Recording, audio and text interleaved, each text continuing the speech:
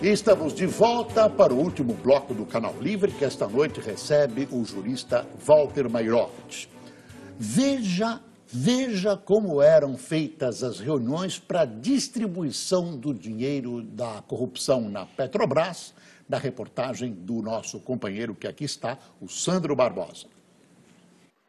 Era em um escritório nesse prédio, no Itaim Bibi, na zona sul de São Paulo, que o grupo se reunia para acertar a distribuição da propina do dinheiro desviado da Petrobras. Aqui funcionava a sede da GFD Investimentos, uma empresa de fachada ligada ao doleiro Alberto Youssef. Em depoimento à Justiça, o doleiro e o ex-diretor de abastecimento da Petrobras, Paulo Roberto Costa, afirmaram que o coordenador do chamado Clube VIP, o cartel criado para burlar as licitações da estatal, era o presidente da UTC, Ricardo Pessoa, um dos 24 presos no final da semana passada. Pessoa também seria o responsável por distribuir o dinheiro aos agentes públicos ou aos políticos com foro privilegiado. As empresas que não colaboravam ficavam de fora. Se ela não pagasse, tinha ingerência política e do próprio diretor que ela não fazia obra se ela não pagasse. Outro dirigente, desta vez da Camargo Correia, é apontado com uma participação, digamos, diferente. O diretor vice-presidente da empreiteira, Eduardo Hermelino Leite, além de pagar a propina, teria exigido que parte do dinheiro voltasse para o bolso dele. Eduardo, que era conhecido na quadrilha como o Leitoso, chegou a dizer que estava se sentindo prejudicado na distribuição da propina. Leitoso mora neste prédio de luxo em São Paulo. Além de ganhar como executivo da Camargo Correia, ele é suspeito de se beneficiar do esquema de desvio de dinheiro da Petrobras. Por conta das vendas de tubo que nós fazíamos para a Camargo Correia, ele também recebia parte do comissionamento, tanto ele quanto o diretor Paulo Augusto. Só o Grupo Camargo Correia e os consórcios em que ele atua têm contratos no valor de mais de 6 bilhões de reais com a estatal. Não só neste, mas em todos os contratos existentes no cartel, havia um controle rígido, decidido em reuniões com anotações de tudo que era feito. Era a ata da propina do chamado Petrolão.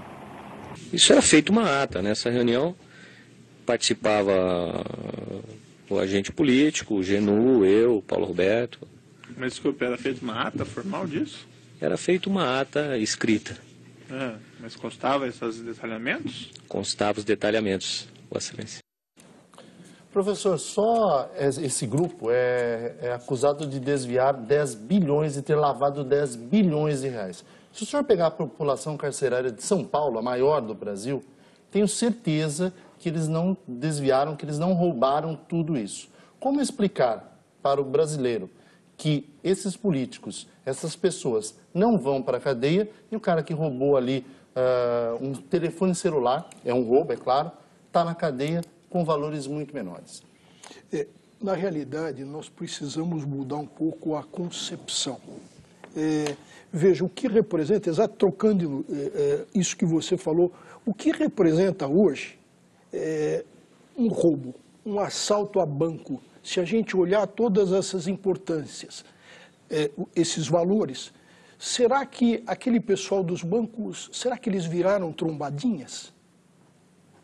Então, há necessidade, efetivamente, do Estado começar a dar as suas respostas e a Justiça, mais rapidamente, decidir. Agora, o que me parece muito interessante é que o Brasil já começa a ter alguns mecanismos bons. Por exemplo, nós tivemos a lei da corrupção. A lei da corrupção pune administrativamente a pessoa jurídica. Não está regulamentado ainda. Não está regulamentado só um artigo, que é o compliance, que a gente precisa fazer com que as empresas descubram. Porque é a integridade da empresa, então todo funcionário da empresa pode denunciar. Esse, em resumo, é a grande vantagem do compliance. Agora nós temos que não esteja ainda regulamentado. Já faz um tempão. Sim, 2003, estamos falando. Eu só quero lembrar para o senhor uma coisa. Agora tem um acordo de leniência que é importante também. Importantíssimo. Esse acordo de leniência pode ressarcir os cofres públicos, pode repactuar o preço das obras e pode também manter a construção delas. Veja o que aconteceu, por exemplo, na Holanda, foi um acordo, e ainda no caso Lava Jato, foi um acordo, a envolver Petrobras, foi um acordo de leniência. E a Holanda informa o Brasil sobre o que aconteceu e o dinheiro em conta. Se a gente... Desculpe, Wagner.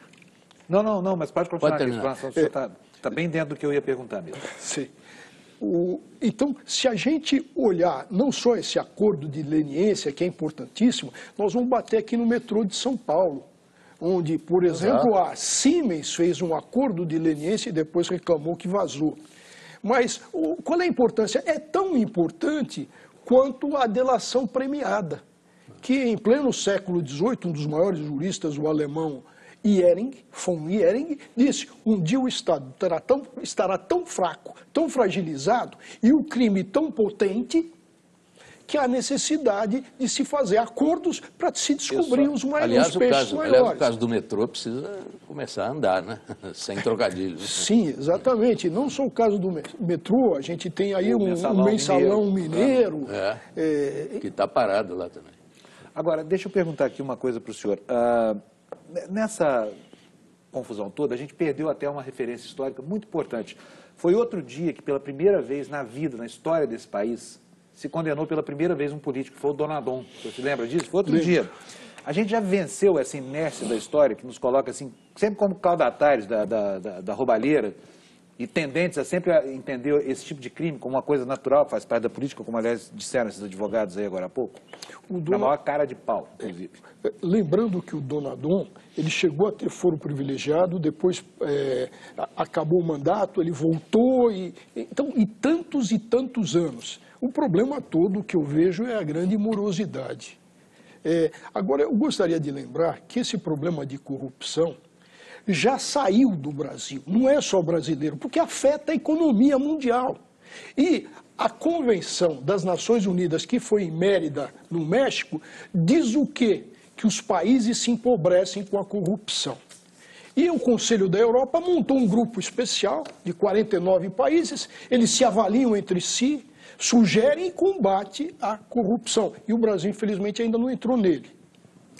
Infelizmente, o nosso tempo acabou. Professor Mairovich, o senhor tem 1 minuto para suas considerações finais. Olha, Boris, eu sinto dizer... Bom, primeiro, meus agradecimentos pelo convite. Eu sinto a dizer que no Brasil, a cada escândalo, a gente tem visto um cancro. Mas, na realidade, o que existe é uma grande quantidade de metástases. E nós precisamos acabar efetivamente com isso. O Canal Livre de hoje fica por aqui. Agradecemos a presença do jurista e professor Walter Mairovich e dos jornalistas Fernando Mitre, Sandro Barbosa e Fábio Panunzio. Muito obrigado pela audiência, uma ótima semana e a gente se vê no domingo que vem. Até lá, tenha uma boa noite.